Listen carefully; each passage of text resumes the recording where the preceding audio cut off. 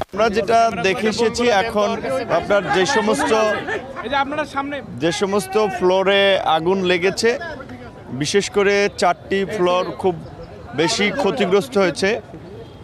8, 9, 7, 6 4টি ফ্লোর বেশি ক্ষতিগ্রস্ত হয়েছে এবং সেখানে সিআইডি এবং ফায়ার সার্ভিসের যারা বিশেষজ্ঞ ফরেনসিক টিম তারা সেখানে তদন্ত করে দেখছে এবং ওখানে আপাতত সর্বসাধারণ বা যে কোনো সাধারণ মানুষের প্রবেশাধিকার সংরক্ষিত করা হয়েছে তাদের তথ্য প্রমাণ সংগ্রহের জন্য।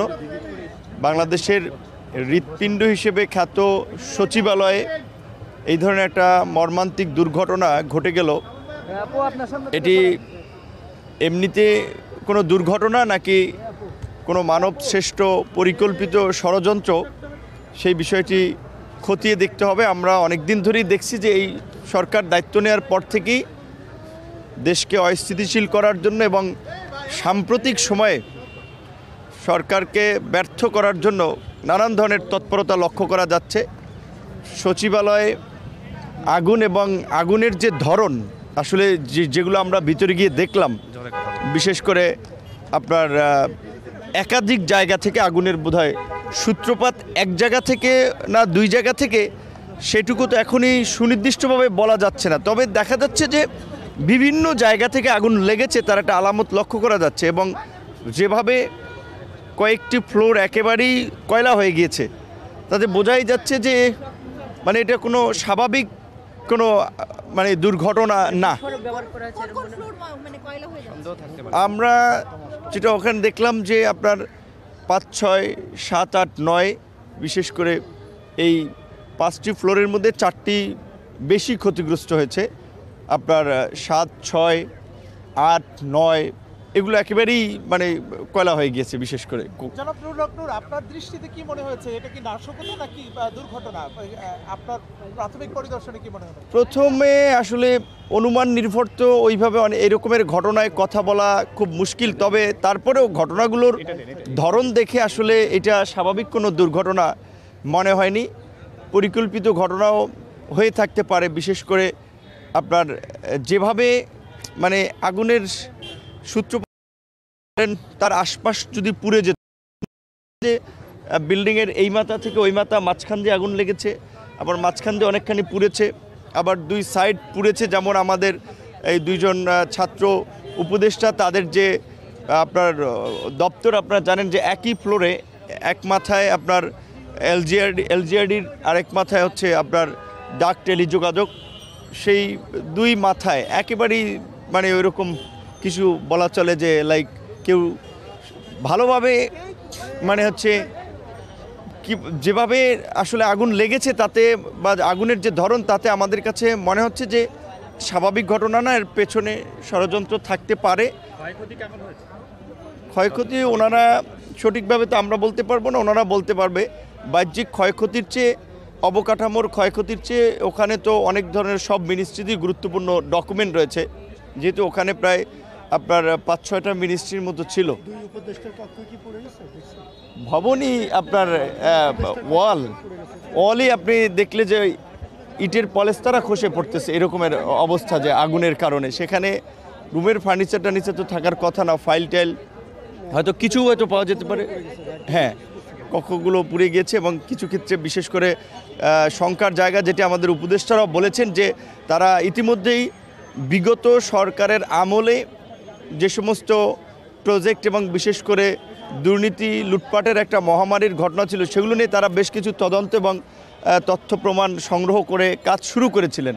তো দেখা যাচ্ছে সেগুলো প্লাস হচ্ছে বর্তমান সরকারেরও এই অল্প সময়ে নেওয়া গুরুত্বপূর্ণ সিদ্ধান্ত এবং কাজ, সেগুলোর যদি আপনার এই গুরুত্বপূর্ণ ডকুমেন্ট নথিপত্র, এটাই হচ্ছে বড় ক্ষতি। ধরেন বিল্ডিং একটা নষ্ট হলো, বিল্ডিং একটা করতে পারবে, বিল্ডিংয়ে আর কয় টাকা যাবে, কিন্তু যেই গুরুত্বপূর্ণ নথিগুলো আপনার এইভাবে পুড়ে গেছে সেগুলো তো আর ফেরত পাওয়া যাবে না। এবং এই ঘটনা কিন্তু আমাদেরকে আরও একটা, আমি মনে করি আমাদের সামনে একটা চোখ খুলে দিয়েছে এবং আমাদের একটা শিক্ষণীয় বিষয় হচ্ছে যে এই ফাইলগুলো আমরা যেভাবে আপনার অ্যানালগ পদ্ধতিতে হ্যান্ডেল করি, এখন এই ফাইলগুলোকে সম্পূর্ণ বিশেষ করে সরকারি এবং গুরুত্বপূর্ণ নথিগুলোর ডিজিটালাইজ করা এখন সময়ের ফাইলের স্তূপ অবশ্যই উপজেলা থেকে আসবে কিংবা কেউ একটা দরখাস্ত দেবে, সেটার একটা আপনার হার্ড কপি থাকতে পারে। একই সাথে সাথে আমি মনে করি এখন এগুলো ডিজিটালাইজ করা দরকার, এবং ডিজিটাল যদি ডকুমেন্ট থাকতো তাহলে হয়তো ধরেন ডিজিটাল ডকুমেন্টস কোনো না কোনোভাবে একটা সার্ভারে এটা থাকতো। একজন উপদেষ্টা বলেছেন যে এখানে কয়েক হাজার কোটি টাকার দুর্নীতির তদন্ত তারা করছিল।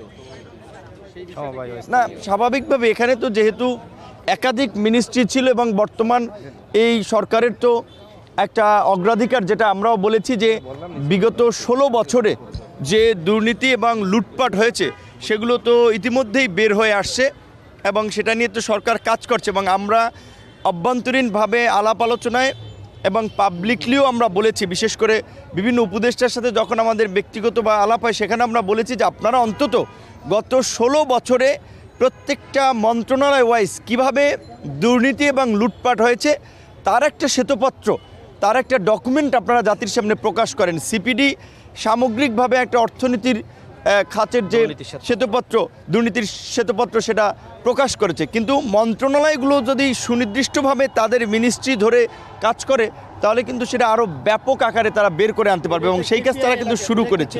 এবং আমরা জানি যে হচ্ছে সন্ধ্যার পরে কেউ থাকে না আইন শৃঙ্খলা বাহিনী ছাড়া, সেক্ষেত্রে এটা কীভাবে হতে পারে বলে আপনার